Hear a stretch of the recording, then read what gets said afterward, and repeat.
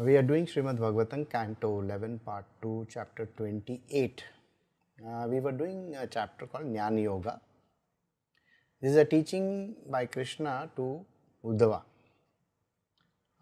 Yesterday we had done up to verse 13. In verse 13, up to verse 13, what was mentioned was this entire world is an illusion and a man is always lost in it.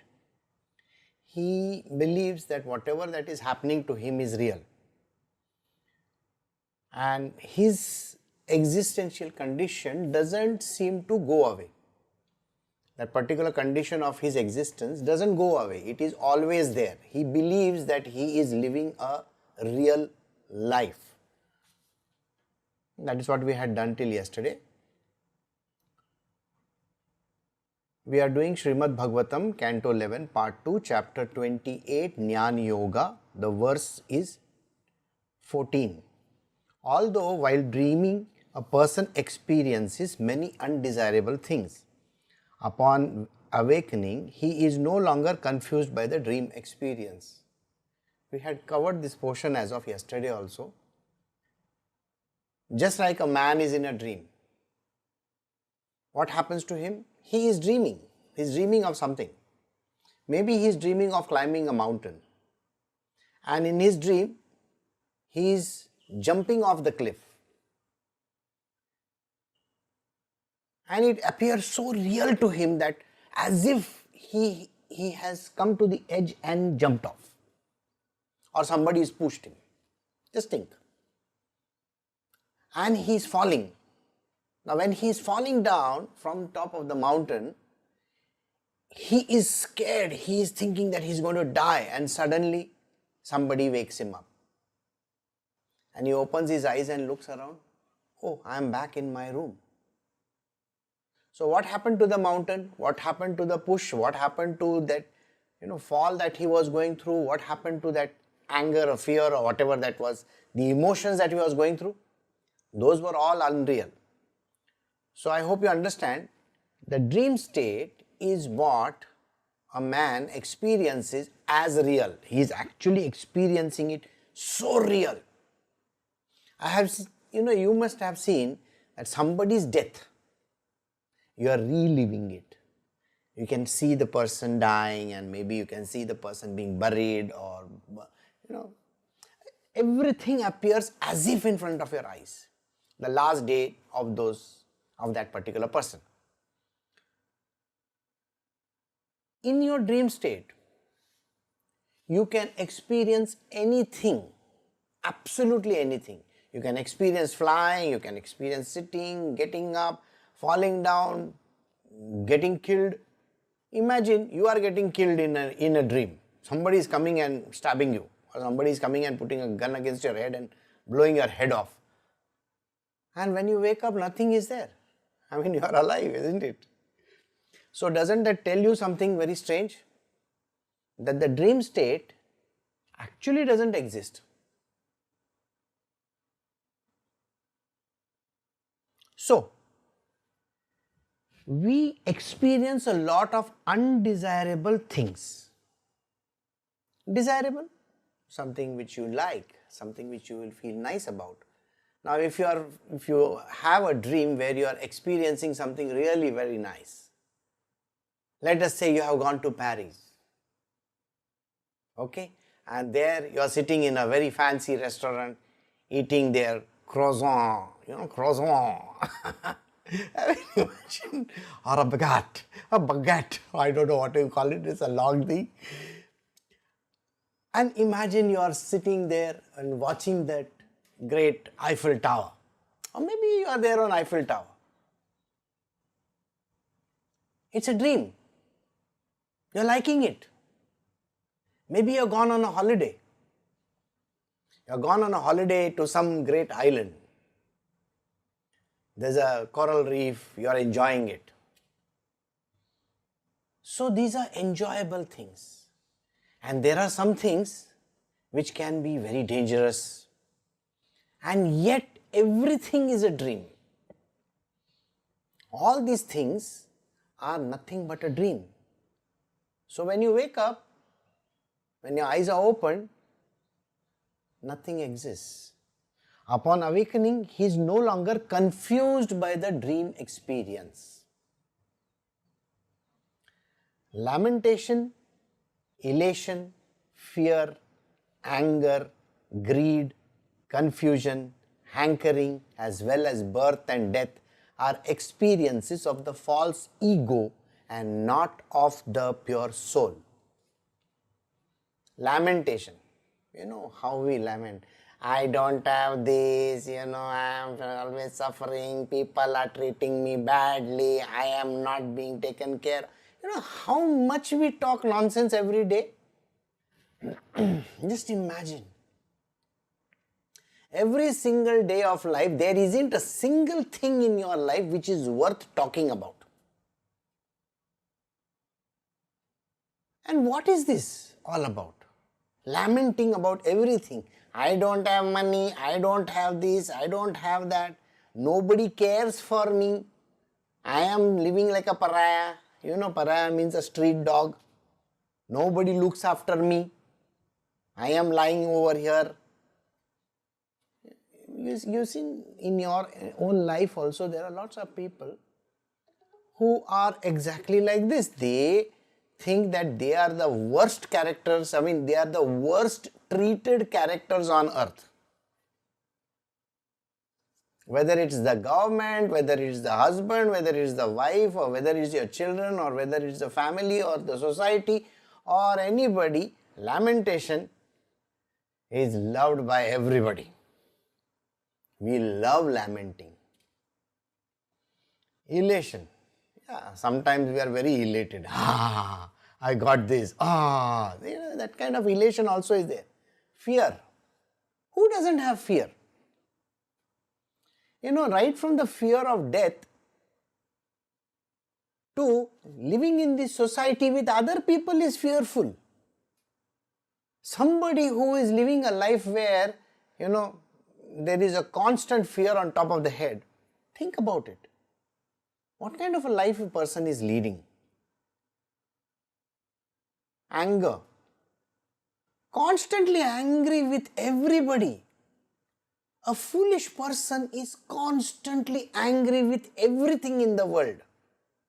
Even if the bed is made, it is not made. If you are having a good food, if you are not having a good food, something is there, this is not there, that is like this is like this. What is the need to get angry over stupid issues?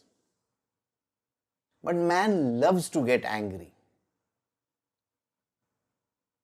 If the water is cold, why is the water cold? It should have been hot. You understand?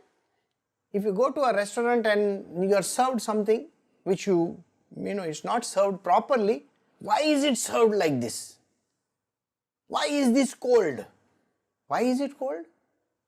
Okay, I'll warm it and give you.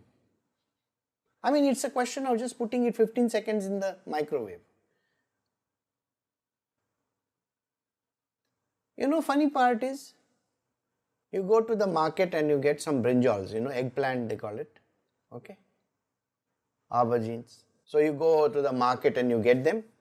Why did you get this kind of, there are other ones, those purple ones that you get, the bright purple ones. Yes, but these are those tiny green ones. Why did you get them? For what reason? The same stuff. No, it's not the same stuff. You don't understand. You know that? All greens in this world, all greens. You understand greens? They are made of the same stuff. It's called chlorophyll. Okay? And it has got trace elements. Trace element. Do you know what is a trace element? You know what is the meaning of the word trace? It is not even there 0.005% in that damn thing. And yet people think that, oh my God, I need to have that vegetable only. Use your brain. It doesn't work like that. But common sense, like I had written yesterday, is never common in human beings, no?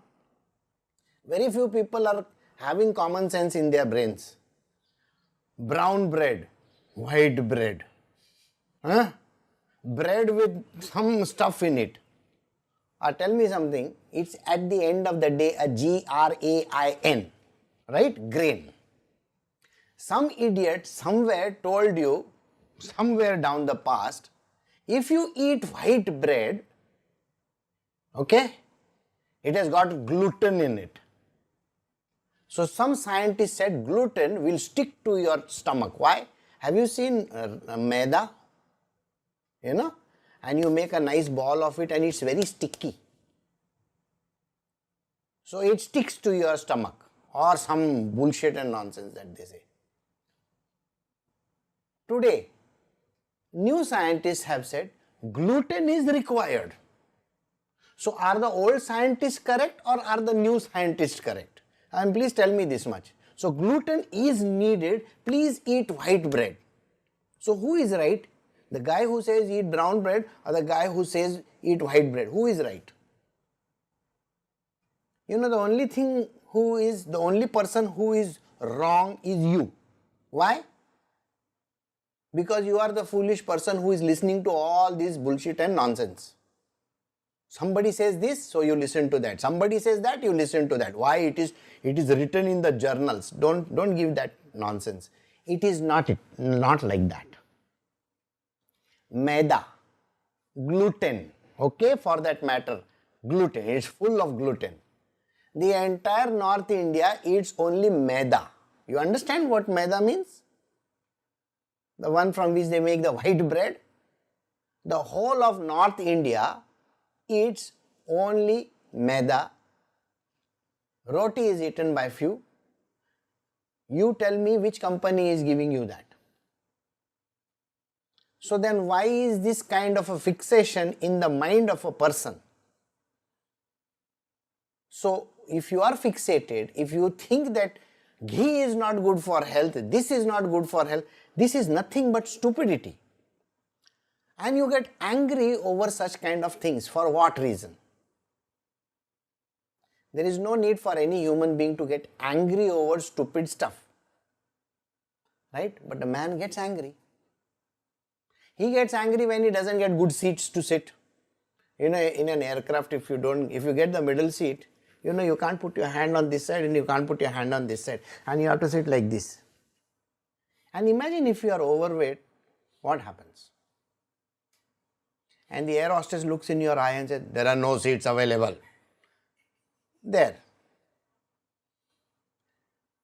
Accept one thing, you are there in that place because God wants to put you through that torture. Okay, you understand?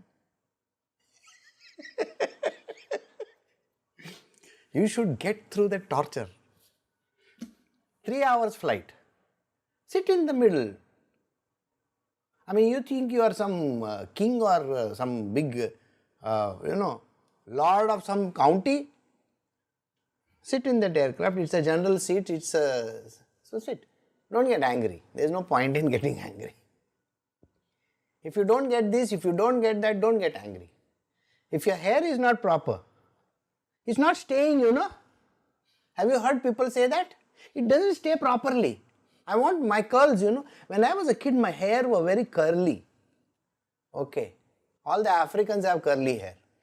So you must be having, some gene from Africa, I think. What is the point in having curly hair? There are dogs with curly hair and there are dogs with straight hair. Which dog you want to be? Again, no, I want straightened hair. Can I have some blue over here and yellow over here and you pay a bomb for having grey hair? You know, by the time you pay the money for there's grey hair here, they will automatically turn grey. You understand what I am saying? Because the amount of money that you are going to pay to get a greyish tone of hair like mine, you would already have turned grey. Because that is the amount of money you need to pay. So did you get the point? There is no point in getting angry. You have good hair, okay. If you have bad hair, go, shave yourself. Maybe the next time when it grows, it will grow properly.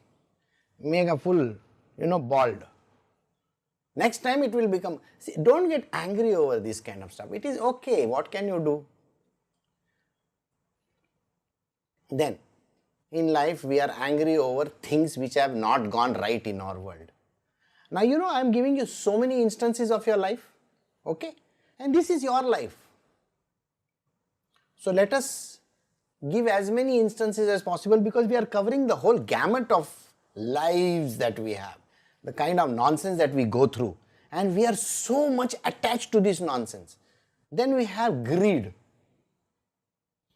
People will say, I don't have greed. Have you noticed people will say, I am not greedy?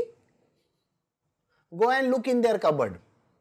I am not greedy. Their cupboard is full from end to end, and yet they are not greedy. How is that? I am not greedy. What do you mean I am not greedy? You are greedy, but you don't want to acknowledge it. How is the acknowledgement done? Acknowledgement is not even saying those words. Don't even go in that direction. Yet, greed is very common. And everybody is greedy, by the way. I will prove it to you.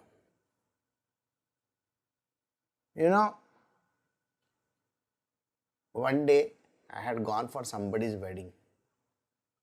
I still remember as a kid, I was not, I can't say call myself a kid, I must have been 15, 16 years old, okay, a teenager, and I had gone for the wedding.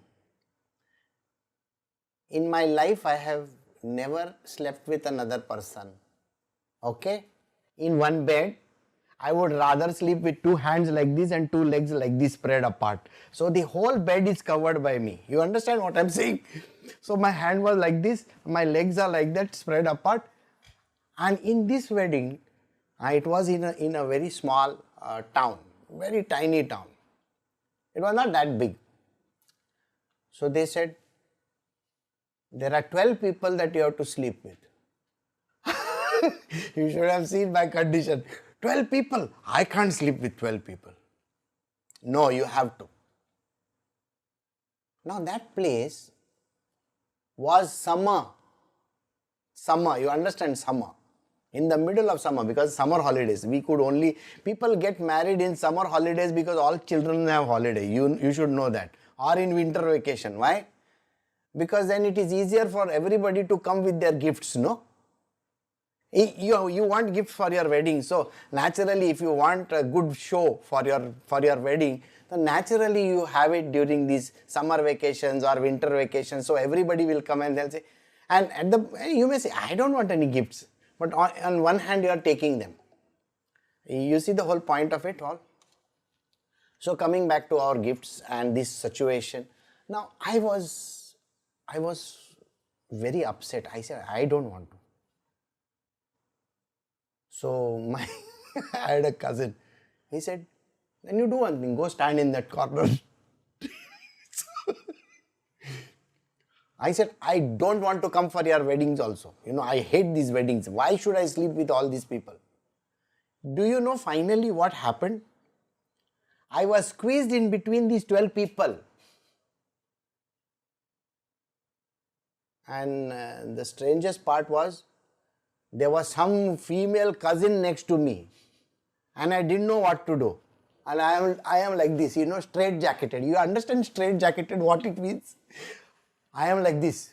The whole night I spent like this. And that is the first time in life I learned that. And that too I was sleeping on the floor. I don't know when I fell asleep, but next morning I got up. I was very groggy and it was a very funny situation. And after that I decided I'm not going to go for any weddings anytime, anywhere. And if I have to go, I will first book a room somewhere outside. This is what I decided at that point in time. Later when I came into spiritual, I realized something very strange. And that is, there are people in this world who have an entire bedroom with, massive, I saw that bed of one person just recently. Oh my God, that bed was some 20-footer or something like that. Oh, God, one man sleeping over there, and maybe he has never slept in that bed. He's a designer, he was a designer and all that. He's in California, he bought one big house. He's dead long ago, but anyway. And I started looking at the size of the bed. I can fit my entire house in that, you know. I mean, think about it, you can fit an entire house in that. The Japanese will have maybe 20 bedrooms in that. I don't know. You have ever been to Japan, you will see bunk beds and all those pod beds and all that, you know, tiny things. So, then I decided that one, I will always sleep on the floor. So, whichever country that I go to, whichever place that I go to, I will always sleep on the floor. That is number one. Second, I can just put one small, you know, mattress or maybe, you know, even one plain chaddar, you understand, and just sleep on that, does not matter. If there is a person sleeping next to me on this side, this side, this side, it does not matter. A man requires only 6 feet and 3 inches, 3 feet like this and 6 feet this way to go inside the ground. And maybe a tiny urn, that is all that you need in this world. And yet, man is so much bothered about his body. So today, it really does not matter. I have a big bedroom over here, but I sleep on the floor. Okay? 6 feet and 3 inches, 3 feet, 6 feet by 3 feet is my bed. And I don't require any other thing. So, greed. One thing you need to understand, never be greedy. You don't have to be greedy. If you have to share your toothpaste, maybe not your brush, share your toothpaste, it does not matter. If you have to live in the simplest of the circumstances, it should not matter. But we are talking of greed over here. And greed is there in every human being. Whether it is money, clothes, place, where they stay, the way they look.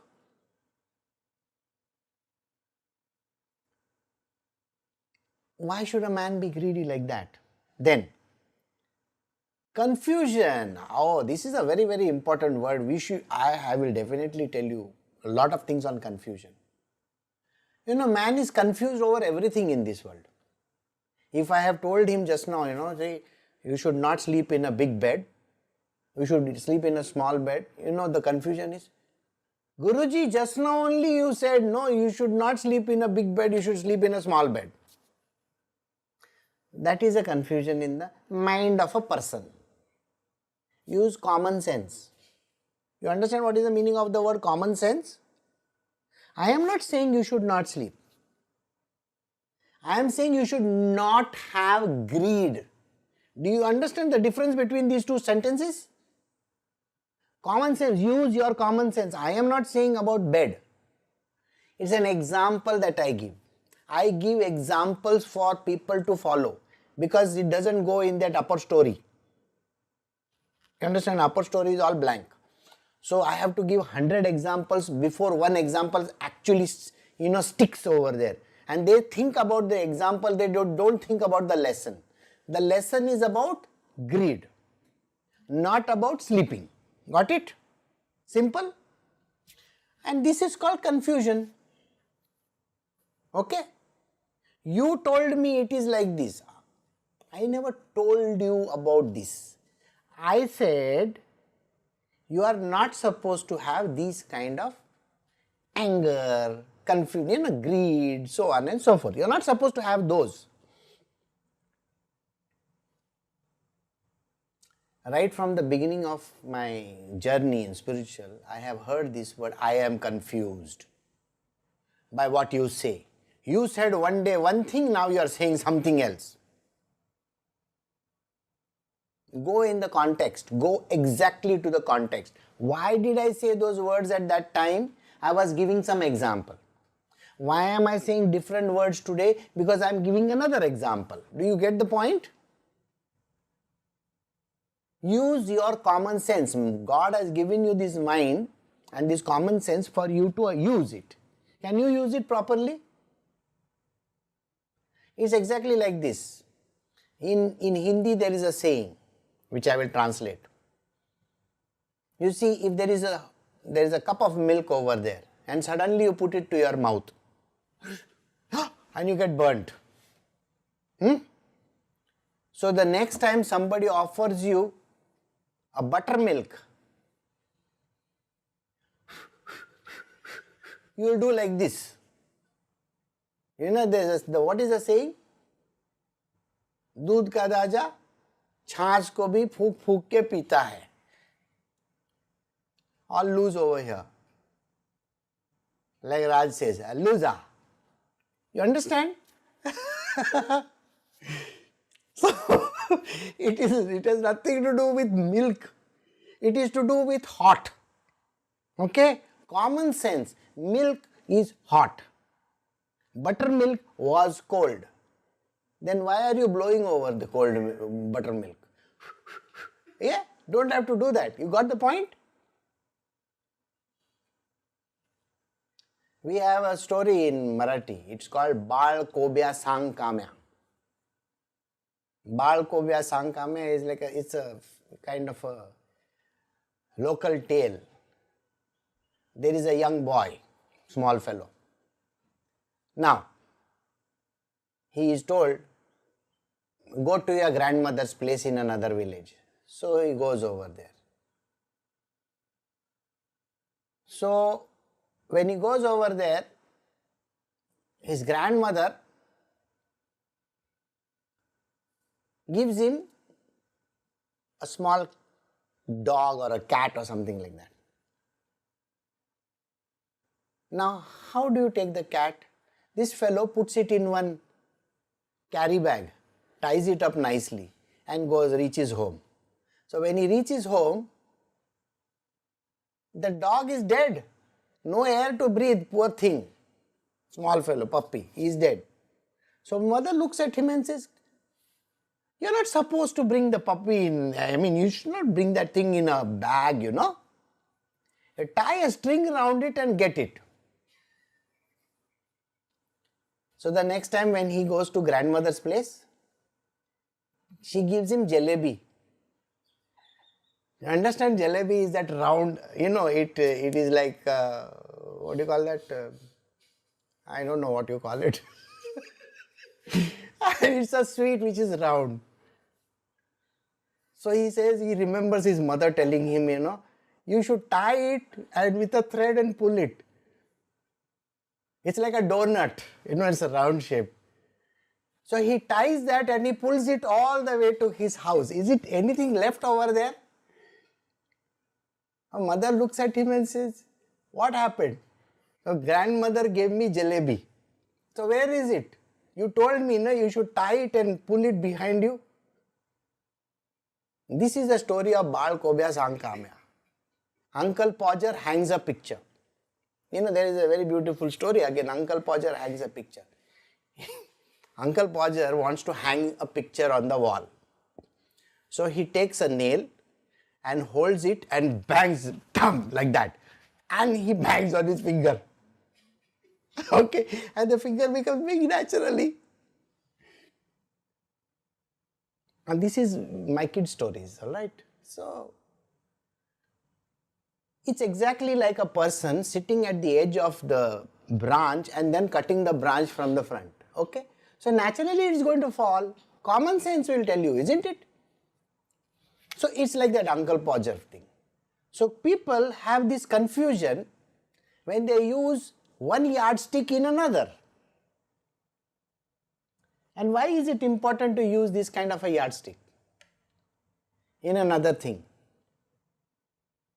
No, you have some little, maybe 2 cents of grey matter in your brain. 2 cents maybe. I'm not saying $100 worth. 2 cents worth of grey matter, can you use it? Don't tell me I am confused. If you are confused, you are still in your kindergarten. Then how can I teach you something which is far greater than what you need to learn? Last week I was telling Raj in a satsang, I said to her, and I keep on repeating this, if I have to go back in time and teach you capital A, B, C, D, when will I teach you words, sentences, paragraphs, page, and then a book? So if I have to teach you capital A, B, C, D, what is the point? If you have been with me for so many years, then you need to understand a book. And then what to do? Write a book. You got the point what I am trying to say? If you have been with me for many years, then today it is not about changing or correcting you. You got the answer? It is about you getting motivated and empowered and work in this world to change the world. Did you understand this whole story which I gave you just now? Think. When a student comes to me, what is the first thing that I say? Learn. So first is remove the ego. First I use all the Harpic and everything, and the drain cleaner that is there. You have the drain X and all that. First I put that on that person and clean him out fully. Because I have to cook something new, in that. That's why. So first I have to remove all the kachara, all that dirt that is there. Then what do I have to do? I have to clean it up thoroughly and I have to dry it off. No remnants from the past have to remain. But you are like that non-stick cookware which has got all sides, all the oil at the sides. The oil has not gone.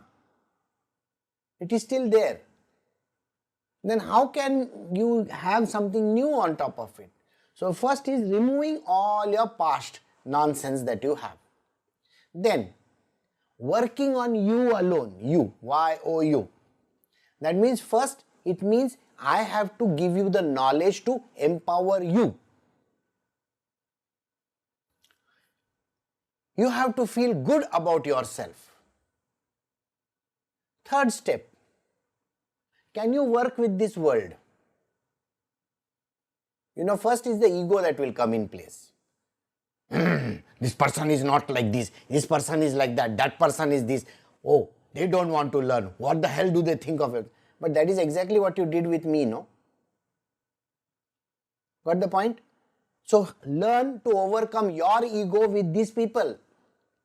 These are kindergarten people. You were a kindergarten student earlier. So learn that. And then what do? Then you become a good teacher. Then you teach the world and you be nice to everybody. Yeah, when you have to give 2 tight slaps, you should give. But first, are you a good teacher yourself? Are you empowered yourself that you can go and teach the world? If you are going to show me that I don't want to do this, I don't want to do that. If you are going to tell me I don't want to do this, I don't want to do that, then you are not a good person. Then what you should do? You should go to the Himalayas and sit over there. You got the point? Understanding is clear? So, this confusion should not be there that you are telling me only I should empower myself. No, you are midway somewhere in the learning process. The learning curve is there. You are somewhere in maybe first standard, second standard, third standard, you are somewhere maybe in the 10th grade or something like that. You still have your graduation to do, you still have your post-graduation to do, you still have to write your PhD. So don't be confused if there is something that is being told. So in this world, don't be confused. Did you get the point? Hankering. Next word is hankering. Man keeps on hankering throughout his life. I wish I had that. I wish. What do you mean by I wish, I wish, I wish? I wish is not possible. I wish on a star or something like that. When the rainbow comes, you wish. When the star falls, you wish. You see that it goes across the sky and then you wish, oh, I wish on this. What do you mean by I wish on that? That is some meteorite or something like that going across the whole. It's not I wish, nothing is I wish. No. Understand one thing, that this hankering is not going to take you anywhere. You got what I am saying? Hankering will not take you anywhere. Now I am going to give you a reverse of hankering. What is the meaning of the reverse of hankering? I will tell you. Many years ago, there was one student of mine, that person is not there currently. He left and went. And he said to me, Guruji, I don't want anything in this world. This is what he said. No hankering. I don't have any hankering. I don't have any desires. I don't want this in this world. So when a person comes and talks like this to me, the first thing that strikes me about this person is E-G-O. What does it strike me of? E-G-O. I don't want anything. I am a desireless person. I am no longer interested in this. I want to be like this only. So he told me that he doesn't want a house, he doesn't want clothes, he doesn't want this, he doesn't want that, he just wants to be like that only. So I said, okay, fine. So now what? I am free of all desires. Very good. No hankering. He left. And then what happened? He got a very good job. He became very rich. He has a big house. He's got children, got cars. So many things came to him. Then he met me a few years ago. Guruji, you blessed me that, I will be desireless. What is this? How did I get all these things? I said, your desire was there that you don't want anything. Understand what I am saying? It was your desire which said, I don't want anything. I want to be free of all desires. I don't want this. I don't want that. Do you think that I don't want is not a desire? It's the highest desire. I don't want this is also the highest desire. Didn't you learn this? By the way, now go, stay in that place. So he is abroad. He stays in, I don't know the name of the place, in America somewhere. And he has got everything in the world. And that one thing which he said, I don't want, everything is back with him. So now the question is this. Ask yourself, who do you think you are to say what you want and you don't want? You got what I'm asking you? If God wants to give you, who the hell do you think you are that you are to say that I don't want it? And if you say, I want it, God will say, I will not give you. Then you will say, God, you are not good. Sorry, the answer is simply this. You don't have any control in anything in this world. So don't even have the desire of wanting and not wanting. Both are called desires. Then the question to you is, how do I live in this world?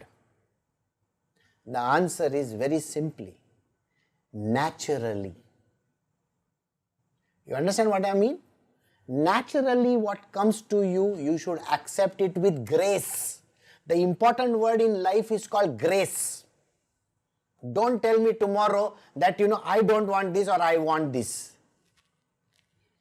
If you have to get something, accept it with grace. Don't show your ego. Both the things are ego. To want and not to want.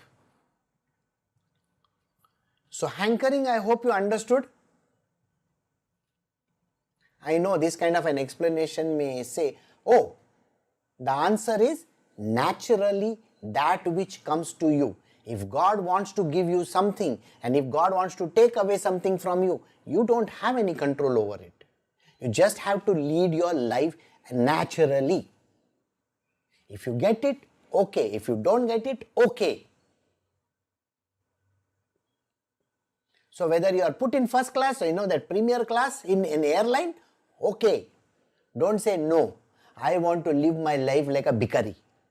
Can I sit in the toilet of the aircraft? No. You are given a premier class, sit in the premier class. Enjoy it. You know how to enjoy it? Like this guy called Keanu Reeves. You know Keanu Reeves? Keanu Reeves is wearing the same coat and the t-shirt and his shoes for 30 years, I believe. You should go.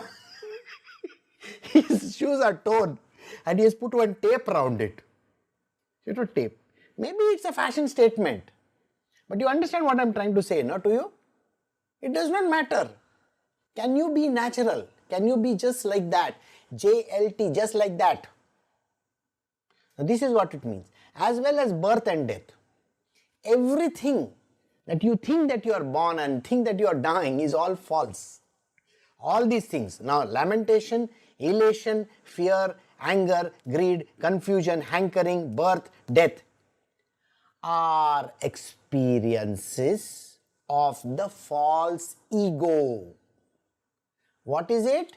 Do not forget this line ever. These are experiences of the false ego. It's your ego. Lamentation is your ego. Kit kit, kit kit, kit kit. You know kit kit we say? Just keep on hanging, keep on doing, crying all the time. No. Elation. Wow! You know that kind of thing. That is also false ego. Fear. That is false ego. What is the maximum that can have happened to you? You will die, isn't it? Death is also not real. So, anger. Why are you angry? It is your expression of the false ego. Greed, expression of the false ego. Confusion. Once again, all that, I am confused. Duh. They say duh. What is duh mean? What is the meaning of confusion? I don't understand.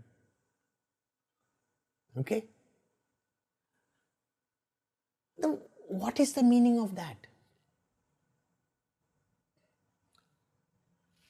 There is nothing there. And yet, you are so much confused. Don't bother your head about all these things. Can you just be natural and do absolutely everything naturally? Otherwise, it is called confusion. And that confusion means false ego, hankering. I want this, I want that, I want this, I want that, I don't want this, I don't want that, I don't want this, I don't want that. Both are called hankering. Got it? I don't want this and I don't want that. How? Funny part, I don't want this.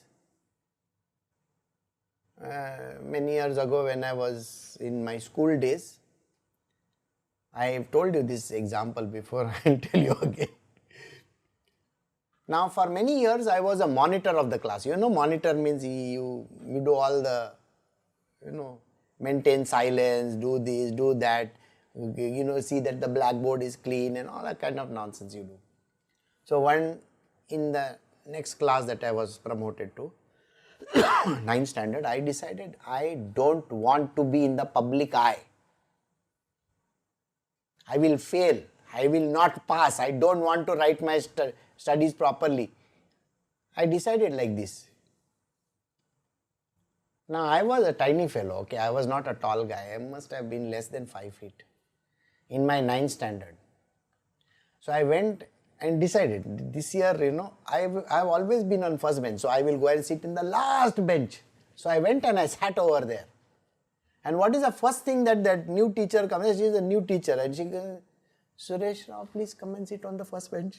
Here, these are the cupboard keys. You are the monitor. I couldn't do anything. And I was very upset about it. I got very angry. That's a different story. I sat in the first bench and I fell in love with my teacher. Okay, that's a different story.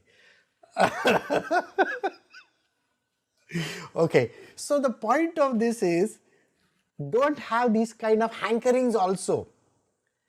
Birth and death, everything is connected to the false ego and not to the pure soul.